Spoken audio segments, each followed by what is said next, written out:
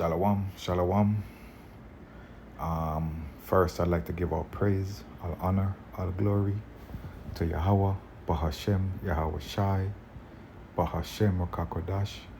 A double honors to the apostles, the elders, the teachers, the bishops of Great Millstone who rule and teach well. Peace and salutation to the elect men who's pushing this word, this truth, this wisdom, this knowledge, this understanding throughout the four corners of the earth. And shalom to the sisters who's just sitting back, paying attention, listening, and learning in silence. To you I say shalom.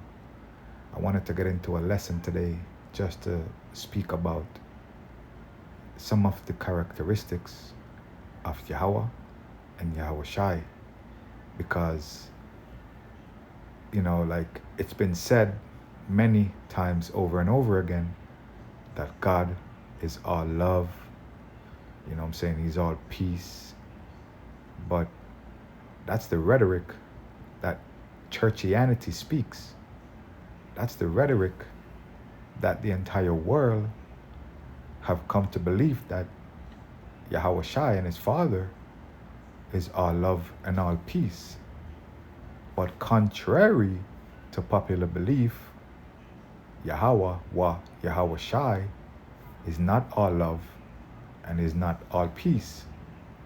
And I'm just going to jump into a few precepts just to prove that Yahweh, Yahawashi, is not all love and is not all peace, right? That is a churchianity doctrine, all right? But without further ado, here we go.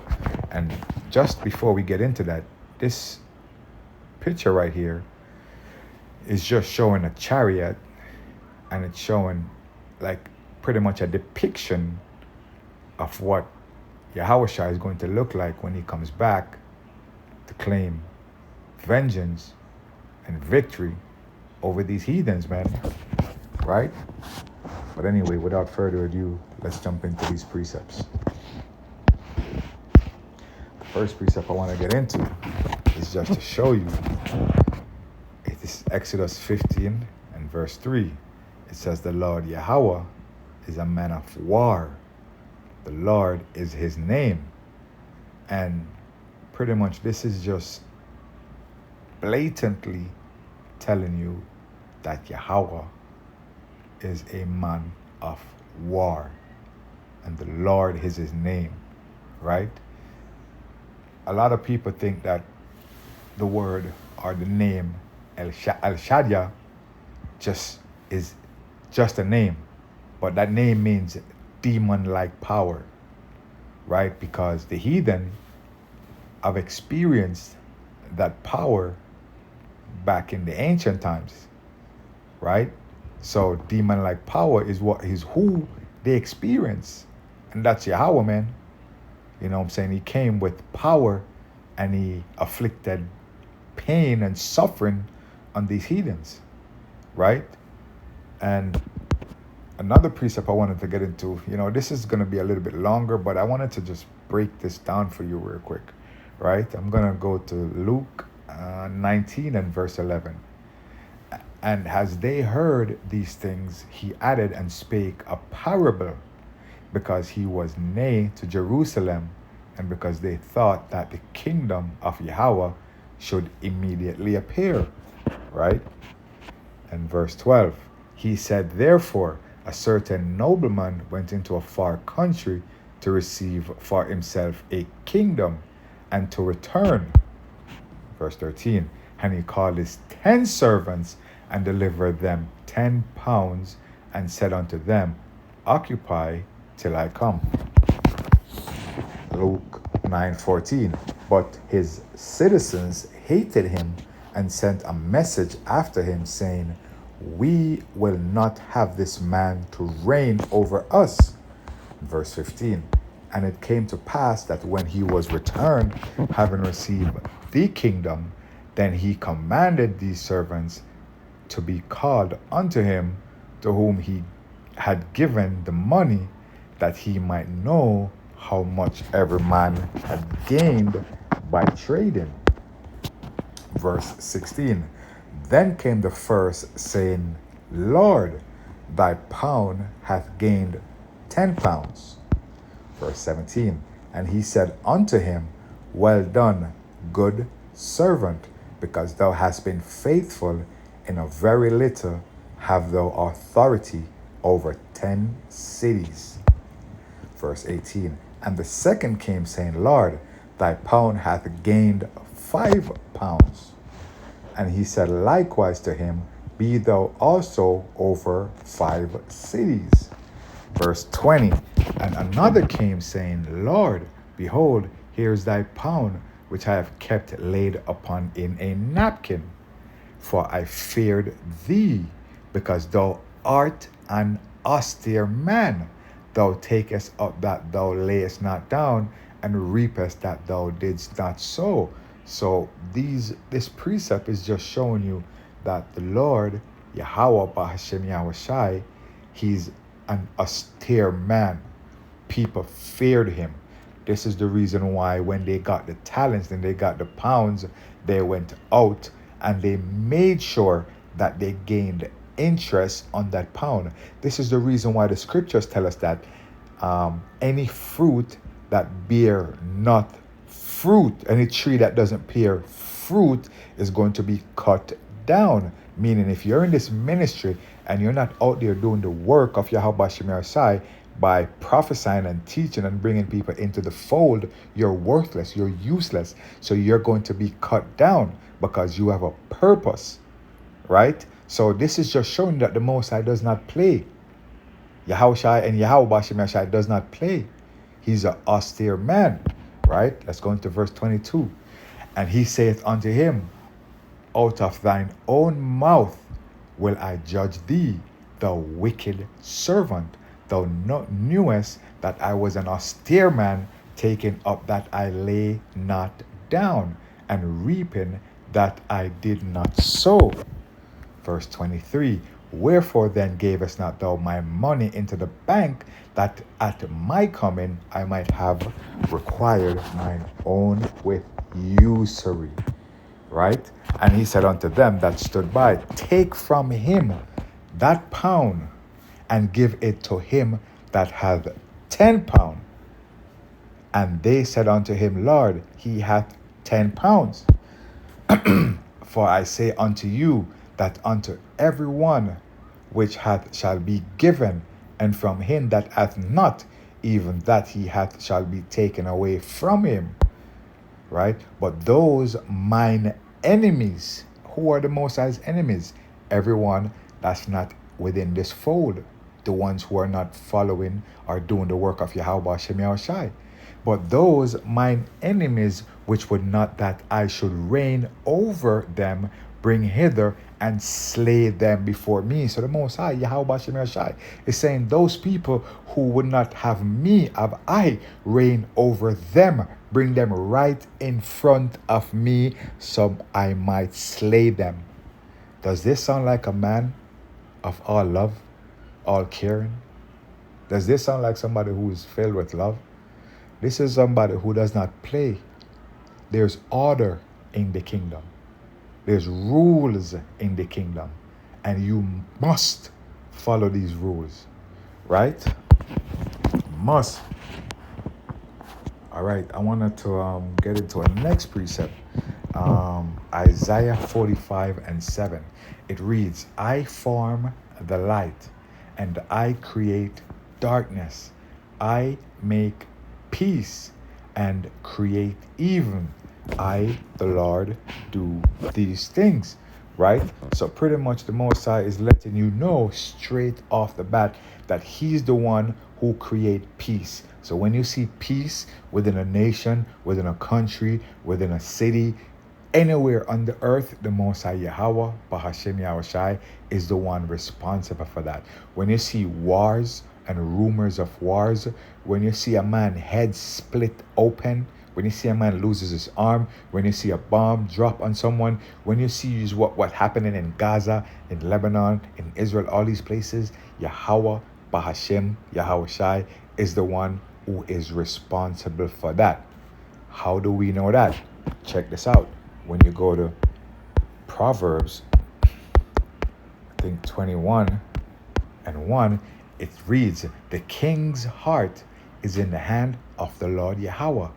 As the rivers of waters, he turneth it whichsoever he will." So he's the one who is in control of these kings, these priests, these presidents. He's the one who is in control. So when you see these things happening, just know that the Lord Yahawashi is responsible for that. Now, does that seem or sound like a man who is all love?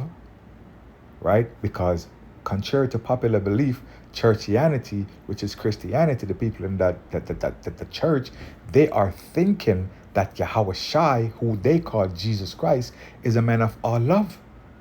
Jesus loved the little children. What about those little children in Gaza? Doesn't he love them? Right? Doesn't he love the children in Gaza? Doesn't he love the children in Africa? Listen, man, he's the one who's causing all of this. Right? Now let me jump back into another precept. Let me get Deuteronomy 10:15 real quick. This reads, "Only the Lord Yahweh had a delight in thy fathers to love them." Whose fathers is this speaking about? This is speaking about the fathers, Abraham, Isaac, and Jacob, the fathers of the children of Israel. This is who the Most High is speaking about. Only the Lord Yahweh had a delight in thy fathers to love them, and he chose their seed after them, even you, which is you right now, of the flock of the children of Israel. He have chosen you above all people, as it is this day, as in today, the Most High Yahweh, Bahashem, Yahawashi, has chosen you. And there's a select few within the chosen, which is the elect of the children of Israel. So there's an elect of the elect that the Most High love, right? Because what happened? What is this? I'm going to go to Deuteronomy. Let me get this. Zechariah 13:8. This is what the Lord is going to do with who? 2/3 of the children of Israel. Now remember, there's an elect, and the elect is the Israelites. The Israelites were chosen to be a special people, right? But there is an elect within that elect, right? And the elect is a 1/3, right? Let me read Zechariah 13:8. "And it shall come to pass that in all the land, saith the Lord Yahweh, 2 parts therein shall be cut off and die, but the third shall be left therein." So the Most High is going to do what? Take out 2/3 of the children of Israel. He's going to do grievous things to them, right? And this is prophesied in the Holy Scriptures, right? Now, does this sound like a man of all love, all caring? Jesus loved the little children. Listen, man, that's some churchianity stupid doctrine, man. That's not for us, right? We prophesy and we teach the Holy Bible as it is, right? There's no changing it. There's no smoothing it out so you can fit in, right? And I wanted to get into the final precept, but this is going to be a little bit long, but I really want to get into it. Isaiah 63. And I want to do it in NLT. Right? Isaiah 63. This is the NLT. So Isaiah 63 in the NLT is pretty much Yahawashi doing the dirty, man. He's going to come down and he's going to do unto you heathens and you 2/3 what is due unto you. Right? Now this is Isaiah 63. And the topic is judgment against the Lord's enemies. All right, this is verse 1. "Who is this who comes from Edom, from the city of Bozrah?" So Edom is Esau, man. Like, and this is pretty much gonna be speaking about America, right? Babylon the Great. "Who is this who comes from Edom, from the city of Bozrah?" And Bozrah is a city within Edom. "With his clothing stained red, Who is this in royal robes, marching in his great strength? It is I, the Lord Yahawashi, announcing your salvation. Whose salvation is this? Because it is said that, let me grab that so you know what it's speaking about.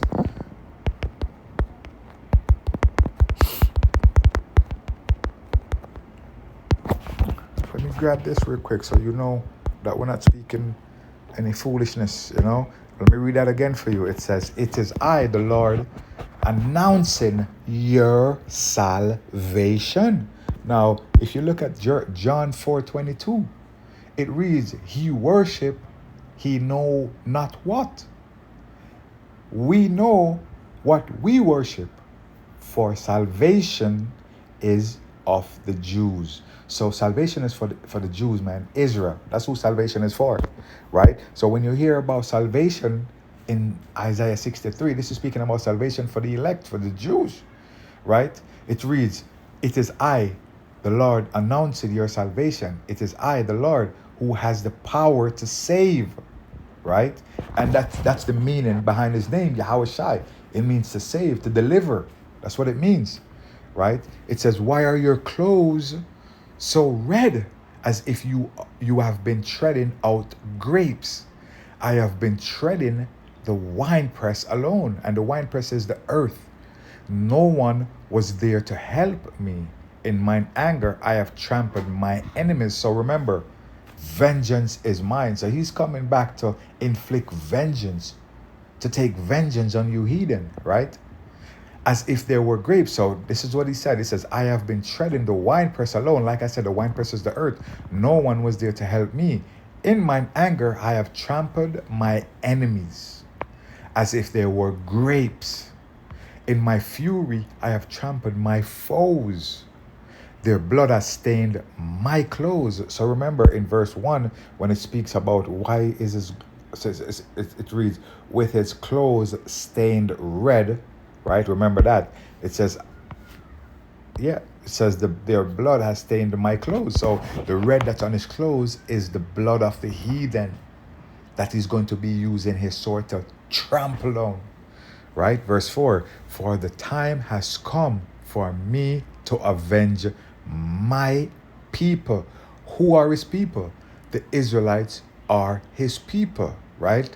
To ransom them from their oppressor. So he's going to save them from their oppressor. Let me see if I can look up this word ransom. A sum of money or other payment demand for paid for the release of a prisoner. So he's not going to use money to pay a ransom to get the children of Israel from their oppressors. He's going to use violence as a ransom to get his people from these heathens, right?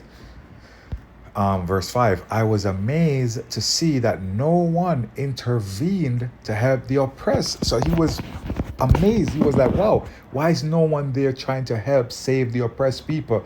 All the nations of the earth sit back and watch like a spectator while the children of Israel are being oppressed. They laugh, they scorn, they mock, they giggle at the oppression of the children of Israel. So he's saying, I was amazed to see that no one intervened to help the oppressed. So I myself stepped in to save them with my strong arm, and my wrath sustained me.